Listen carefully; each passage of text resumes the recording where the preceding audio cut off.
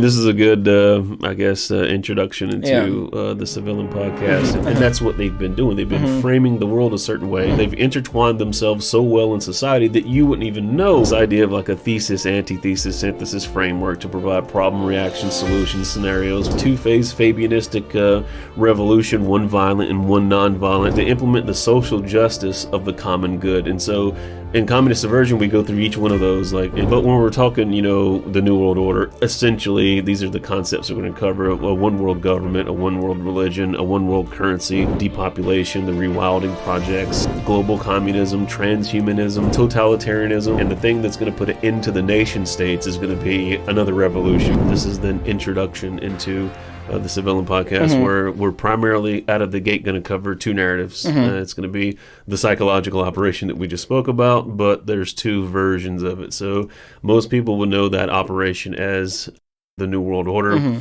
It's interesting because today they don't call them PSYOPs anymore in the military; they call them military information support. Right? So rebranding. You actually get military information support operations, or MISO, which is what it's called, right?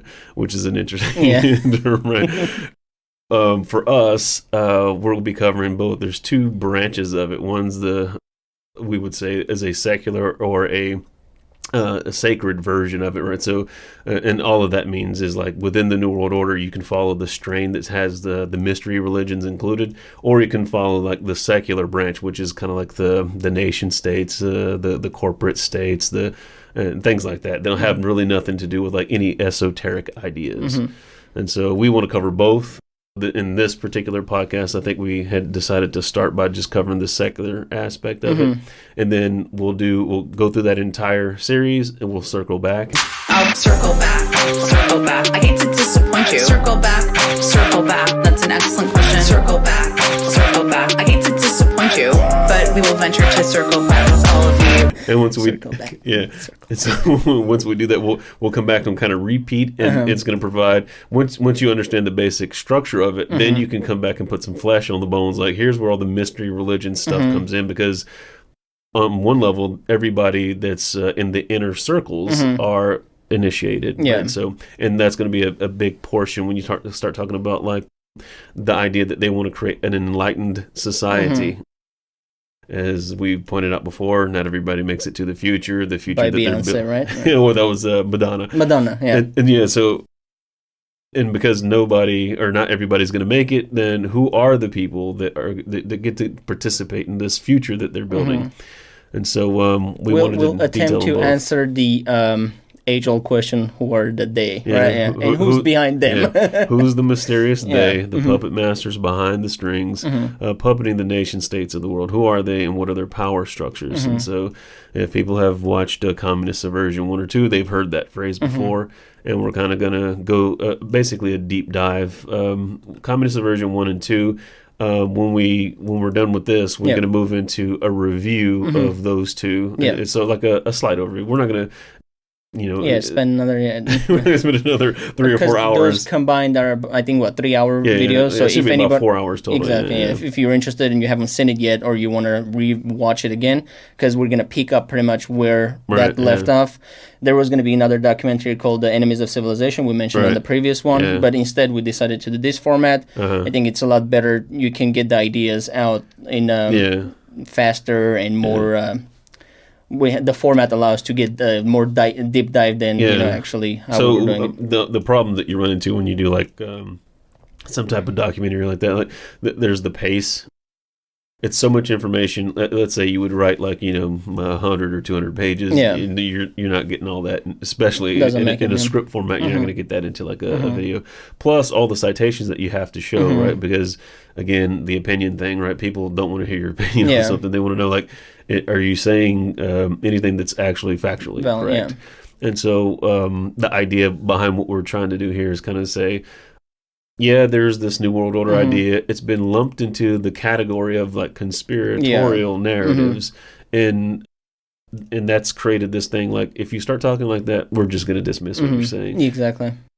And as somebody who understands that plot, you understand that, well, that's part of the narrative, right? So for them to just dismiss it as a conspiracy theory. So in a way, even the splitting of the podcast into two it has the same exact reason behind it too. Right, for people that are secular, you know, Right. you bring something religious, all of a sudden, Yeah. for some reason, we're at the level where you're dismissed. Right, You know, it's like, exactly, yeah. oh, this guy Yeah. is one of those cool and all that Exactly, stuff. that's what and they then do, for people that are believers, it's kind of like, you know, easy to dismiss this because like they Yeah. believe in the world of like, this has nothing to do with it, or you can't really see how this connects to it, you know. So Right.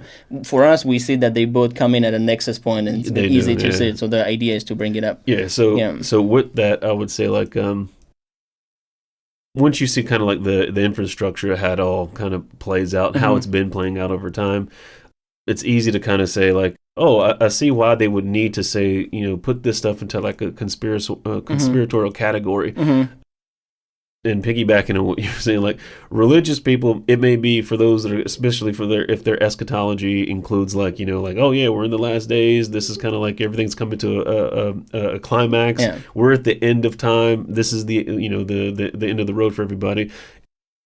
In that sense, you become like you're just preaching to the choir, like, Yeah. oh, of course we know this. The Bible's been saying this all along. In a way, nothing matters type of thing, right? Yeah. But if you're a secularist, you look at that and go, oh no, another right-wing conservative conspiracy. Yeah. So conspiracist. also to that too, when it comes to like the format not allowing, because that falls under the bucket of conspiracy. So you do the 6 months of research, a few months of shooting and editing and all that stuff, and then when time comes to post, all that hard work, like just like we've seen with our last Communist Subversion 2, just taken out. Not only YouTube decides that nobody gets to see it, but then we get strike to the point where it's like, hey, one more strike and the whole channel is gone. Yeah. You know? So with that, I would say like the whole being involved in like the New World Order category for me has been like maybe like a 30-year type thing. So I've been familiar with it from way back, right? So and we mentioned previous, like when things start happening and the outbreak thing kind of happens, people now are kind of reading like, you know, the lockstep document from the Rockefeller Foundation. Yeah. But if you've been familiar with the Rockefeller consortium took over from the Cecil Rhodes Milner roundtable groups, and when those guys died off, the consortium took over. And if you've been reading that stuff the entire time, you understand that it was those guys that presented those ideas to you in the conspiratorial sense to make you think those are like Looney Tune people that are out there doing that. Again, in the way that it's structured, so you get like the rings within rings of power in some type of pyramidal type structure, which is why that symbol is so prominent. If you were to go to the people that are in those circles, like, you know, the average guy at the Council on Foreign Relations or the Bilderberg Group or the Club of Rome or any of these places, are you guys trying to take over the world? What are you guys trying to do? Those people that you can actually approach like that wouldn't be the type of people that be like, yeah, that's the one thing that we're trying to do. But if you understand from their writings the things that they actually produce that you can point to, this is why the quoting becomes so important, right? So in the secular sense, because you want to be able to establish that, hey, this is not like speculation. It's not like, hey, you know, I just watched a bunch of news clips and piecing the news clips together. It looks like there's this idea that's floating around. You get from a very real academic sense, you know, guys that, you know, we could easily point to and be like, okay, Arnold Toynbee, John Ruskin, Cecil Rhodes, Carol Quigley. These are the type of characters that, you know, especially if you read Tragedy and Hope and the Anglo-American Establishment, there's no way you're going to walk away from that thinking like, A, this guy doesn't know what he's talking about, or B, that this is some type of quack. Even though you get like the kind of like effort to dismiss the things that Quigley have said, right? So I